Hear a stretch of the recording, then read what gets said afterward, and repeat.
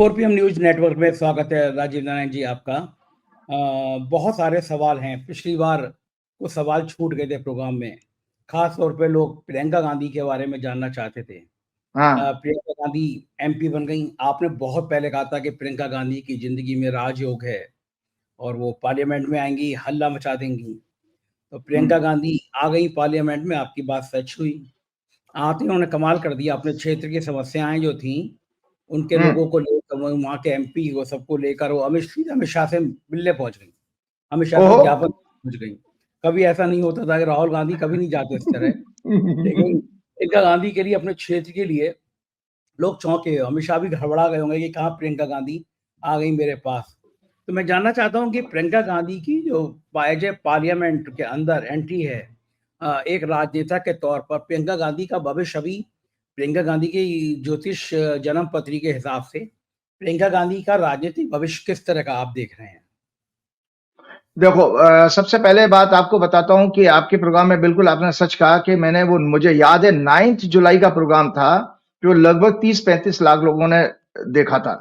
उस प्रोग्राम में मैंने कहा था कि प्रियंका गांधी का मार्च 2024 के बाद में, मुझे याद है 5 मार्च को उनकी दस्तक सूर्य की दशा शुरू हुई थी, होने वाली थी। तो मैंने कहा था 5 मार्च 2024 के बाद प्रियंका गांधी का राजनीति में जबरदस्त उछाल आने वाला उनके ग्राफ में। तो आपको मैं दर्शकों को दिखाना चाहता हूं कि मैंने आपके पिछले प्रोग्राम में इस प्रश्न को छोड़ दिया था क्योंकि समय ज्यादा हो रहा था। तो ये दर्शकों, ये है प्रियंका गांधी की हॉरोस्कोप। प्रियंका गांधी का जन्म जो है 12 जनवरी 1972 को शाम को 5 बजे के आसपास हुआ था। मिथुन लगन की कुंडली है। 2nd हाउस में केतु, 6वें घर में चंद्रमा है उनका, 7वें घर में उनके 3 ग्रह हैं, बृहस्पति, बुध और सूर्य। 8वें भाव में उनका राहु है, 9वें भाव में उनका शुक्र है भाग्य स्थान में, और 10वें भाव में उनका मंगल है, और 11वें भाव उनका शनि है। तो दर्शकों को जानकारी के लिए बता देता हूं, मैंने मेरे बच्ची की शादी में राजीव शुक्ला जी आए थे और उनकी पत्नी भी आई थी जो न्यूज 24 की ओनर हैं। तो ऐसे ही मैंने उन लोगों को एक दिन किसी बातचीत में ये कहा था, कई सारे लोग बैठे हुए थे वहां, पॉलिटिकल और ब्यूरोक्रेट्स भी। तो मैंने ये कहा था, और दर्शकों मैं आप लोगों को दोबारा रिमाइंड कराना चाहता हूं, बार बार मैंने कहा है कि जब मैं भाई बहन की हॉरोस्कोप देखता हूं, राहुल की या प्रियंका की, तो राजनीतिक रूप से किसकी कुंडली ज्यादा मजबूत है वो आज उसको विस्तार से दोबारा बताना चाहता हूं। तो दर्शकों यहां पर जरा देख लेना, ये ज्योतिष के प्रेमी और ज्योतिष को सीखने वालों के लिए क्लासिकल एग्जाम्पल है। राजनीति बेसिकली वैदिक ज्योतिष के अनुसार पूर्व काल में सूर्य से देखी जाती थी, लेकिन वर्तमान जब डेमोक्रेसी में जनता राजा को चुनती है तो उसमें शनि का रोल आ गया। और शनि के साथ आजकल जैसे आप बीजेपी करती है ना, ईवीएम की मैनिपुलेशन और वो वोटिंग लिस्ट में कटौती करना और लोकल ब्यूरोक्रेसी को डराना धमकाना, ये राहु वाली राजनीति है, धोखाधड़ी की। तो इसमें 2 ग्रह को जो राजनीति जो है वेदों के अनुसार, जो हमारे क्षत्रिय धर्म कहे गए हैं संजय जी, उसमें राजा क्षत्रिय धर्म में आता था और ब्यूरोक्रेसी भी क्षत्रिय धर्म में आती है। तो क्षत्रिय 2 ग्रह हैं वैदिक ज्योतिष में दर्शकों, सूर्य और मंगल। तो ब्यूटी क्या है प्रियंका गांधी की कुंडली में, एक क्षत्रिय ग्रह मंगल 10वें भाव में बैठा है और लगन पर दृष्टि दे रहा है, और दूसरा क्षत्रिय ग्रह सूर्य बृहस्पति के साथ 7वें भाव में बैठा है और लगन पर दृष्टि दे रहा है। उनका बुध भी लग्नेश अपने लगन को ही देख रहा है। तो 2-2 मैंने इन सारे महानुभावों को जिनके साथ मैं मीटिंग में बैठा था, मैंने कहा 2-2 क्षत्रिय ग्रह लगन पे जिसके दृष्टि दे रहे हो तो वो तो भैया महाक्षत्रिय है। महाक्षत्रिय मतलब जो चौधरियों का चौधरी है, उसको जिस दिन मौका मिले वो तो उनके अंदर ये भाई बहन के प्रति बहुत अच्छा, आपस में उनके बहुत अच्छे संबंध हैं, उनको बहुत रेस्पेक्ट करते हैं एक दूसरे की। अन्यथा जिस दिन भी डेमोक्रेटिक पावर प्रियंका को दे दी गई, तो मैं बार बार इस बात पे कायम हूं कि प्रधानमंत्री वाले गुण प्रियंका की कुंडली में ज्यादा अच्छे हैं। और प्रियंका को जिस दिन भी सत्ता मिलेगी, वो मोदी, शाह, योगी जैसे लोगों को 6 महीने नहीं लगाएंगे जेल में भेजने में। मैं दर्शकों आज बहुत बड़ी बात कर रहा हूं, 6 महीने नहीं लगाएंगे जेल भेजने में, क्योंकि उनकी कुंडली वास्तव में बहुत एग्रेसिव है। आज 10वें घर का मंगल, संजय जी दर्शकों की जानकारी के लिए बता दो, दिग्बली होता है, मतलब उसको डायरेक्शनल स्ट्रेंथ मिलती है, बहुत पावरफुल माना गया है। सूर्य जो हमारे लग्न में बहुत अच्छा माना गया है। तो सूर्य और मंगल का प्रभाव ये प्रियंका के जीवन के लिए बेहतरीन, और सूर्य की उनकी महादशा 5 मार्च 2024 से शुरू हुई है और 6 बरस की दशा है। इस 6 बरस में मैंने आपके पिछले प्रोग्राम में भी कहा था कि लोग पार्लियामेंट में सुषमा स्वराज या उससे भी पहले कोई महिला अच्छी ओरेटर अगर हुई है, उसको लोग भूल जाएंगे कि पार्लियामेंट की वर्किंग, डेमोक्रेसी का सम्मान और पार्लियामेंट में चढ़ के बोलना, दबंगियाई के साथ बोलना, ये इसमें लोग दर्शक प्रियंका के अंदर वो गुण देखेंगे। इसीलिए आप देखिए कि उन्होंने कितना अच्छा अपने सांसद का रोल अदा किया कि वो डायरेक्ट होम मिनिस्टर के पास पहुंची ज्ञापन देने। तो ये संकेत देता है कि उनके गृह इतने पावरफुल हैं कि वो छोड़ने वाले नहीं हैं। किसी भी मुद्दे को वो इतना होंगे कि उनको ओम बिरला को भी सदन चलाना मुश्किल हो जाएगा जब वो बोलेंगी। और ये जितने भी वहां पर ये जो चमचे हैं, जो हो अल्लाह करने वाले बीजेपी के सांसद, उन लोगों के लिए आने वाले समय में बहुत मुश्किलें आने वाली हैं प्रियंका के रहते हुए। मैंने बहुत अच्छी बातें प्रियंका के बारे में बताई थी कि नॉट ओनली वो छत्री गुण वाली, बल्कि संजय जी उनकी कुंडली में जो एक तो उनका 5वां घर का स्वामी 9वें घर में, मेकिंग हर वेरी कंपेंशनेट, मतलब बहुत दयालु किस्म है, एम्पैथी है, respect of democracy, belief in human values, morality, ethics, and great devotional power and spiritual power है। She will be very kind towards female, children, youth, and elderly people। उनकी कुंडली में एक बहुत और जबरदस्त योग है। She has an exchange of 9th house and 12th house। She will be very good in foreign diplomacy। Foreign diplomacy में बहुत पावरफुल रहेंगी। Strong belief in democratic institution, very supporting in health and education policies। She has joined politics as a mission, not for her personal ambition। ये इन्होंने जो हमारे जो भक्त लोग, अंधभक्त जो है चार्ज लगाते हैं इस परिवार के ऊपर, मैं बताना चाहता हूं कि प्रियंका गांधी की कुंडली में एक ऐसा अच्छा योग है कि वो राजनीति में एक मिशन के लिए आई हैं। वो अपने भाई को सपोर्ट करने तो आई हैं, जो उनकी परिवार की जिम्मेदारी भी है, लेकिन साथ साथ इस देश में जितनी भी 10 साल से ज्यादा अपराध और घृणा की जो राजनीति है, उसको वॉश आउट करने आई हैं। अभी तक तो वो बाहर से देखो एक नेता की तरह प्रचार कर रही थी संजय जी, लेकिन अब वो एक डेमोक्रेटिक पोजीशन पे जा करके अब एक्टिव पॉलिटिक्स में आ चुकी हैं। एक्टिव पॉलिटिक्स तो यही कहते हैं जब आप एमएलए एमपी बनते हो।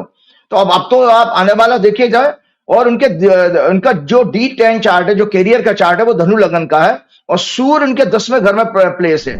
तो फिर देखिए वो 12 दिग्बली होता है। सूर्य भी aspected by Saturn, Jupiter is lagna lord, own sign अपने साइन में बैठा, मंगल उनके 5वें घर में, expecting moon which is in 11th house, Venus Mercury are in 3rd house. तो ये कुंडली जो मैंने दिखाई है, इसके अनुसार प्रियंका गांधी बहुत, कहते हैं ना अपनी देसी भाषा में, धुआं काट देंगी।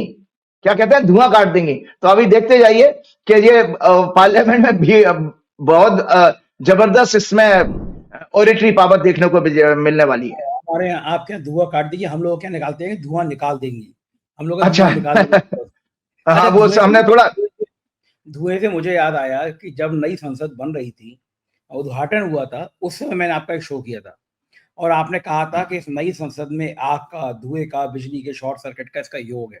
मैं चौंका भी था, मैंने कहा आप कैसी बात कर रहे हैं, प्रधानमंत्री ने हजारों करोड़ की नई संसद बनाई। और आपने वो दर्शक देख सकते हैं राजीव जी के प्रोग्राम में, प्ले लिस्ट में जाएंगे तो राजीव जी के सारे कार्यक्रम पड़े हुए हैं। उसमें उन्होंने कहा था कि नई पार्लियामेंट में धुएं का योग है, और उसके कुछ दिनों बाद ही कुछ लोग कूद गए थे पार्लियामेंट में, छोटा बम कह सकते हैं, पटाखा कह सकते हैं, धुआं ही धुआं हो गया था। तो राजीव जी की वो बात सही हुई। आपने कहा था इस पार्लियामेंट में चैन से नहीं रहेंगे लोग, लगातार हंगामा होगा, शोर शराबा होगा। अब वहां पे नोटों की गड्डी मिल गई, अब 50,000 के नोटों की गड्डी पे इतना बवाल खटा हुआ है।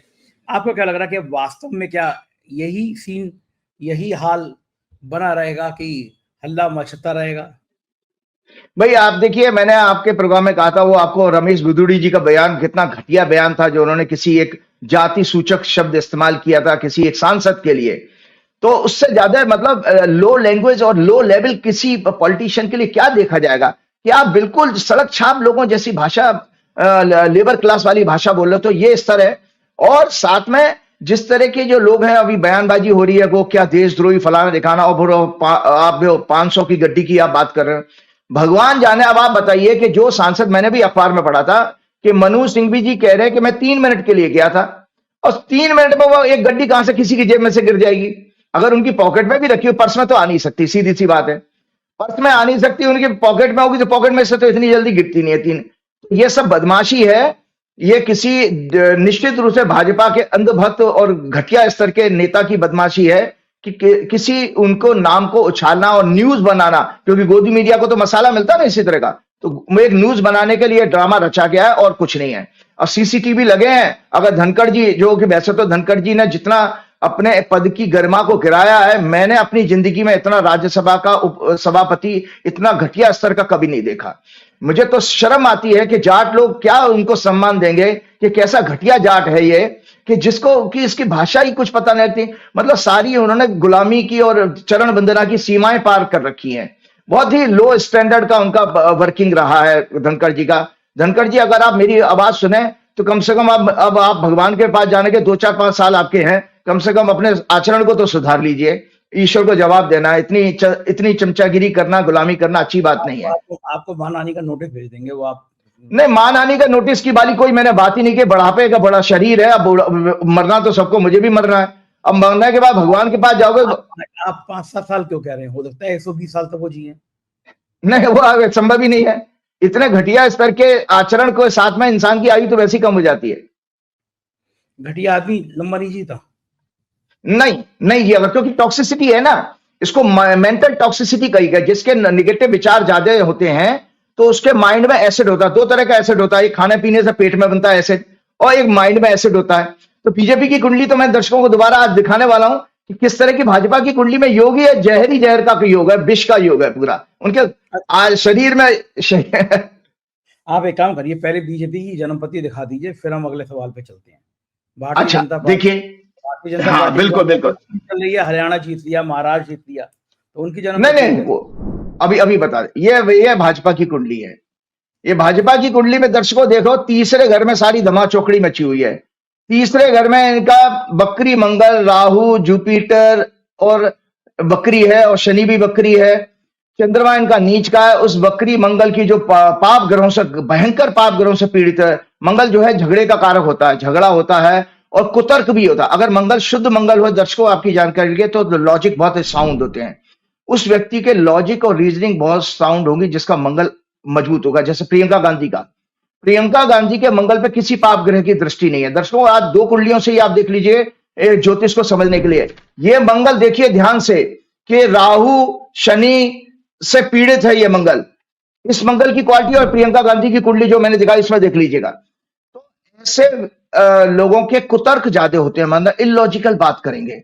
और तीसरा घर होता हमारी क्या नाम है, मानसिक सोच का, जो हमारा टेंडेंसी होती है माइंड की निगेटिव, और आपके एफर्ट्स करने का, प्रयास करने का भी।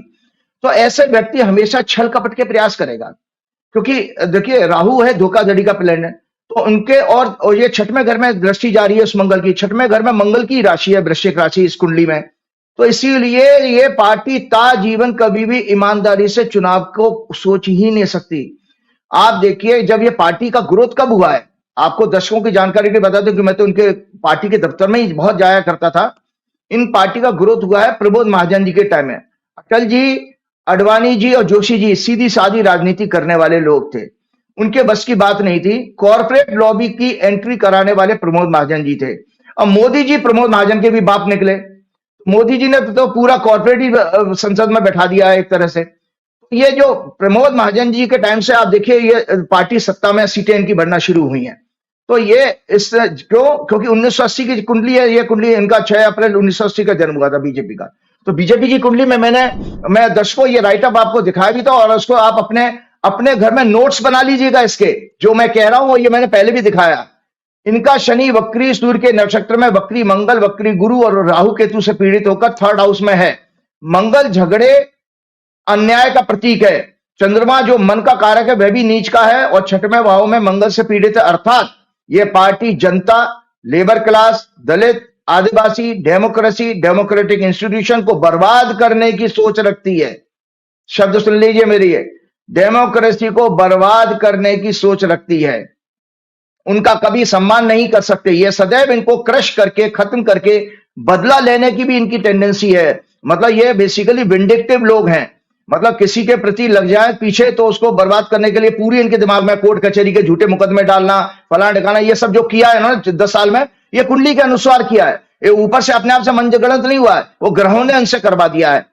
और ये क्या है, ये इनकी कुंडली में फोबिया, स्किज़ोफ्रेनिया और ओसीडी जैसी मानसिक बीमारी के योग के कारण भी हैं, जिन्हें मैं हर प्रोग्राम में आपको एक्सप्लेन कर चुका हूं। ये संजय जी और सुन लीजिए, ये भाजपा की जो पार्टी की कुंडली है, ये लालची, स्वार्थी, भ्रष्टाचार और काले धन का संग्रह, इसके अलावा ड्रग्स, सेक्स क्राइम जैसे करने की सोच रखने वाली पार्टी है। उनकी बुद्धि और विवेक का कारक बुध गुरु 5वें भाव का स्वामी शुक्र 9th हाउस में है। शुक्र 9th हाउस, उसका स्वामी शनि, सभी पीड़ित हैं। 6वें भाव से चुनाव संघर्ष आता है, अतः यह चुनावी राजनीति में छल कपट भ्रष्टाचार का उपयोग करेगी। यह कुंडली भी इनकी बताती है, इसीलिए करते हैं। इनकी कुंडली उसी तरह के योग की है जैसे प्राचीन समय में हम कहानियों में सुनते थे कि कैसे सूदखोर व्यापारी भोले भाले गांव वालों को अनुचित ब्याज के साथ उनकी जमीन पर कब्जा कर लेता था। तो ये एग्जैक्टली उसी तरह के हैं। और मैं आपको बताता था, इनका सूर्य मंगल से पीड़ित है, शनि सूर्य के नक्षत्र में। इस तरह के लिए ये हमेशा तानाशाही का रवैया रखते हैं। चौथा घर जो होता है संजय जी, खेती का होता है, किसानी का। और चौथा घर जो होता है विश्वास का होता है, श्रद्धा का। एक विषय बहुत आया था, अखबार में आया था, हम उस पर भी करेंगे। देशद्रोह की बात दर्शकों को बता देता हूं। देशद्रोह और राष्ट्र के प्रति छल कपट कैसे देखा जाता है किसी कुंडली में, ये आज दर्शकों ज्योतिष के एंगल से मैं बताने वाला हूं। कुंडली है ये भाजपा की, इसी को मैं आधार बता दे रहा हूं। चौथा घर होता है हमारे दर्शकों माता का, तो मातृभूमि का भी चौथा घर हुआ। देखिए चौथे घर में ये पुस्तक है ज्योतिष की, मैं दर्शकों को दिखाना चाहता हूं। इस पुस्तक में नाना प्रकार के सिग्निफिकेंस हैं, मतलब किसके कारकत्व तो किसी राशि के, किसी घर के कितने होते हैं। इस पुस्तक को जो ज्योतिष के प्रेमी अपने घर में मंगा के जरूर पढ़ें। तो चौथे घर से संजय क्या देखा गया, प्रजा, relatives, mother, good name, faith, heart, trust, विश्वास, guarantee, false allegations, victory, pure and study intellect, character, sound mind, चिंतन, मनन, सिंचाई व्यवस्था, खेती, भूमिगत, रेल मार्ग, पुरातत्व की खुदाई, खदानों पर्वतों की कटाई, मनोभाव, गृह प्रवेश, घर में वापसी, वेद शास्त्र को ज्ञान का प्रचार प्रसार करने का और पशुधन, ये चौथे घर से देखे जाते हैं। तो जब ये दर्शकों कुंडली इनकी देख लीजिएगा, बीजेपी की कुंडली में चौथे घर का स्वामी अपने से 12वें घर में शनि और राहु से पीड़ित हो रहा है, तो इसका मतलब मैं आप दर्शकों बताता हूं कि यह पार्टी बेसिकली वो काम कर रही है जो राष्ट्र हित में, राष्ट्र के हित में नहीं होगा। जैसे एक उद्योगपति का सारा जो खुलासा विदेश में हुआ है, ये पार्टी उसको डिफेंड कर रही है, सारे सांसद उसके पीछे उसको बचाने में लगे हुए हैं। ये एक तरह से राष्ट्रद्रोह है, क्योंकि इसमें किसी व्यक्ति की बदनामी के साथ साथ संजय जी सबसे ज्यादा देश का नुकसान हो रहा है। देश का नुकसान इस अडानी के हाँ जी, बिल्कुल बिल्कुल, कोई भी नाम हो उनका सज्जन, हम पहले तो मैं ये बात कह दे रहा हूं कि इसमें देश का जो नुकसान हो रहा है, ये लोग समझ नहीं रहे हैं कि इससे देश की जांच एजेंसियों पे प्रश्न चिन्ह लग गया है, डेमोक्रेसी पे प्रश्न चिन्ह लग गया है, सेबी के ऊपर प्रश्न चिन्ह लग गया है। देश के विदेश में बैठे लोग, बुद्धिजीवी, इंटेलेक्चुअल लोग क्या सोचेंगे कि ये कैसा भारत है, लालची, स्वार्थी और भ्रष्टाचारी लोगों का भारत है। तो ये इमेज भी तो खराब हो रही है। तो उस इमेज को खराब हो रही है, इसका मतलब आप देखिए, राष्ट्रहित किसी को गाली देने से नहीं होता है देशद्रोह। अगर आप देश की प्रतिष्ठा को नुकसान पहुंचाने का कोई भी कार्य करते हो, मैं भी अगर कोई कार्य करूंगा तो वो देशद्रोह की कैटेगरी में आता है।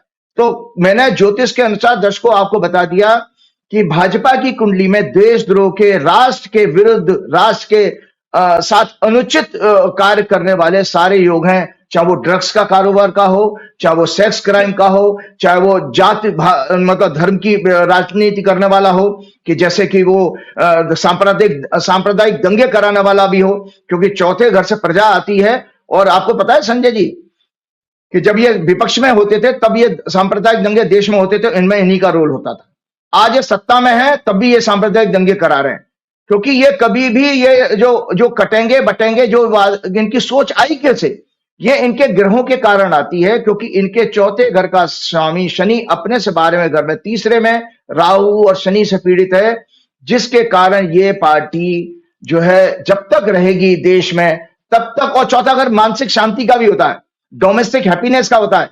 मैं दर्शकों आपको फिर बता देता हूं, अपनी सारे जो भी मेरी 20 साल की आध्यात्मिक जर्नी, मेरी यात्रा हुई है, जब मैं 20 साल पहले हनुमान जी के आशीर्वाद से जुड़ा, मैं अपने सारे उस साधना का सार आप लोगों को बता रहा हूं कि ये पार्टी जब तक, मेरी बात लिख के रख लीजिए, मैं इस दुनिया में रहूं या ना रहूं, ये पार्टी जब तक देश में रहेगी संजय जी, इस देश में कभी भी आर्थिक प्रगति नहीं होगी, प्रजा कभी सुखी नहीं होगी। आज आपके 80 करोड़ 5 किलो अनाज पर टिके हुए हैं, कल को वो 100 करोड़ भी 5 किलो अनाज पे आ जाएंगे, क्योंकि ये उनका खून चूसने वाली पार्टी है।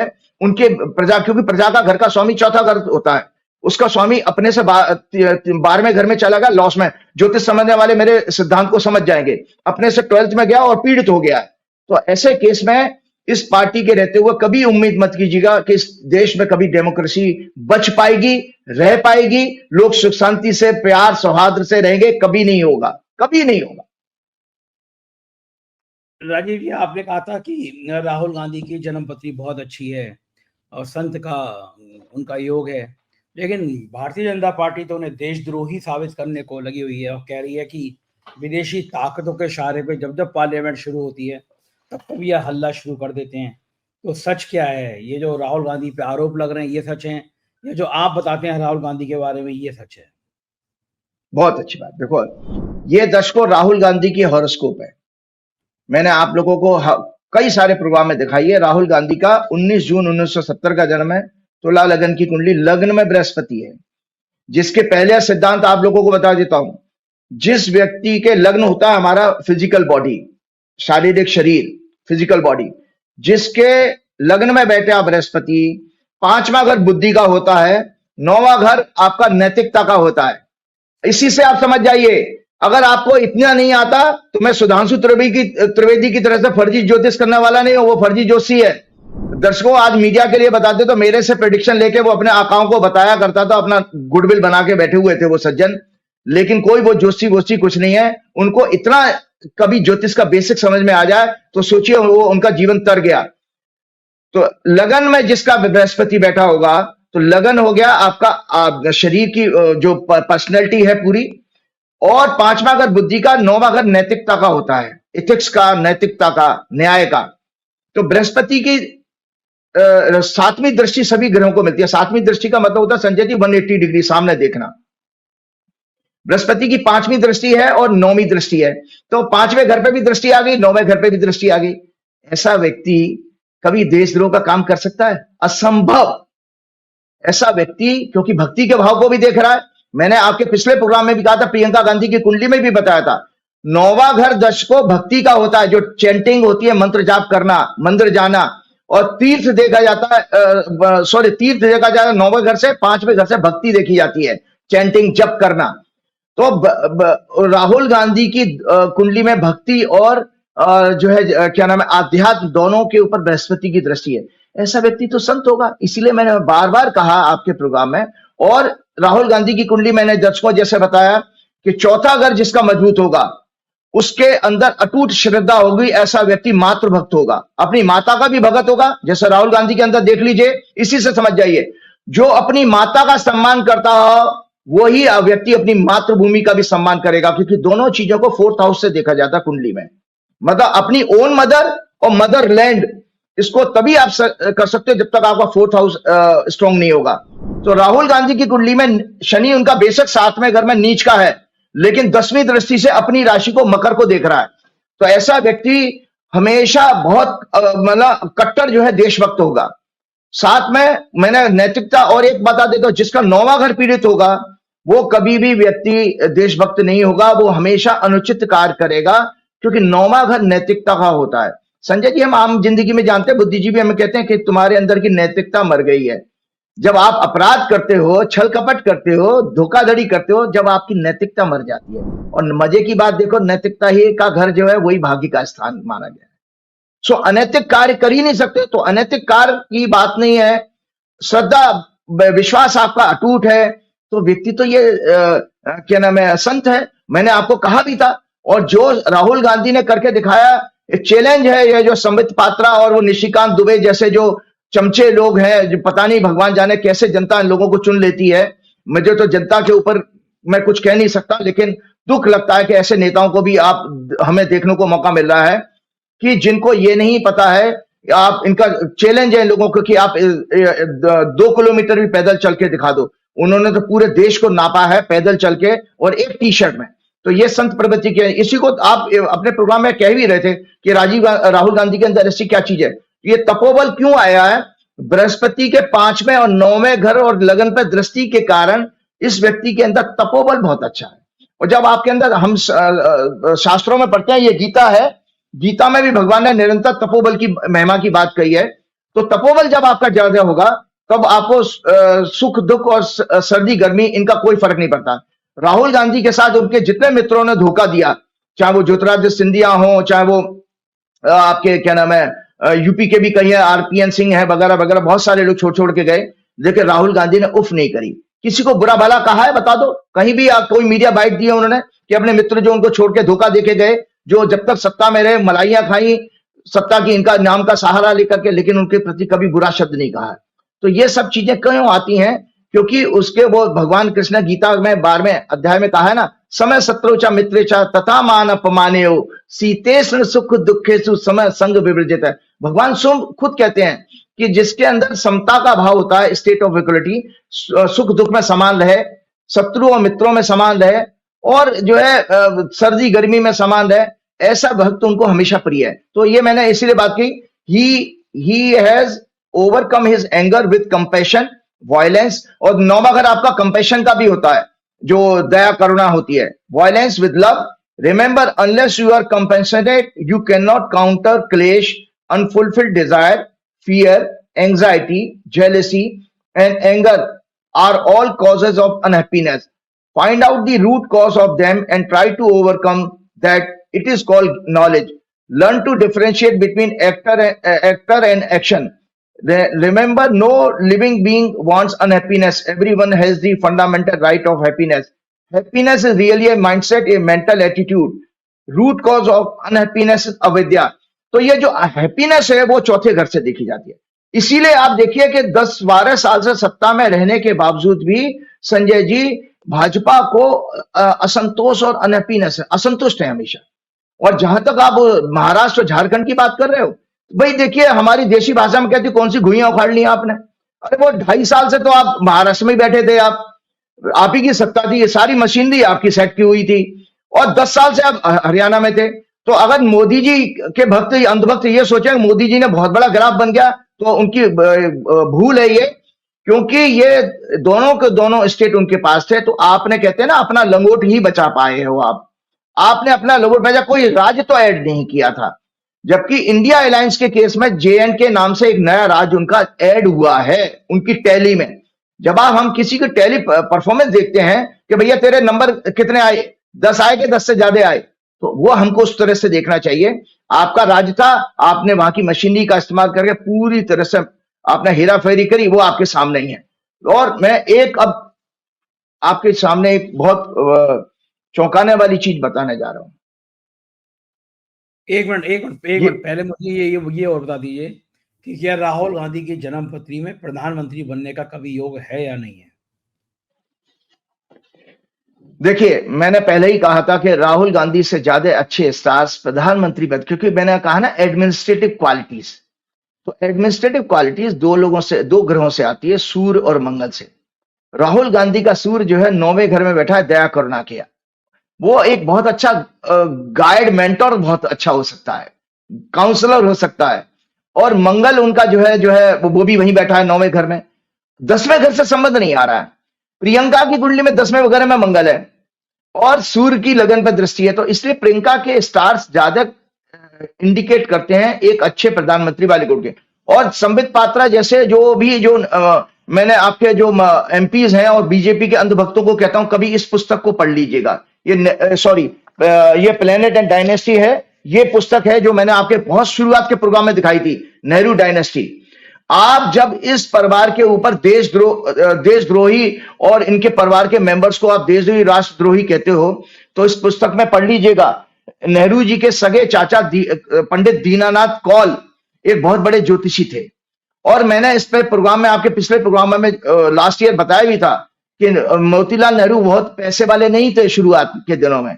उनके अपने कई सारे बच्चों के साथ एक कमरे के मकान में मुट्ठीगंज है, पता नहीं कौन सा इलाका है इलाहाबाद का, वहां रहते थे वो। तो नेहरू जी की कुंडली बहुत मजबूत है कि नेहरू जी के जन्म के बाद उनको एक बड़ा केस पटियाला महाराज का मिला था, वहां से उनको मोटी अच्छी फीस मिली, उसके बाद उनकी वकालत चल पड़ी और फिर पैसा बहुत कमाया उन्होंने। तो इस तरह से फिर वो रिच होते चले गए। तो जैसे जवाहरलाल नेहरू, मोदी जी अपने बारे में कहते हैं ऐसे ही बहुत हम्बल बैकग्राउंड से आते हैं नेहरू जी भी।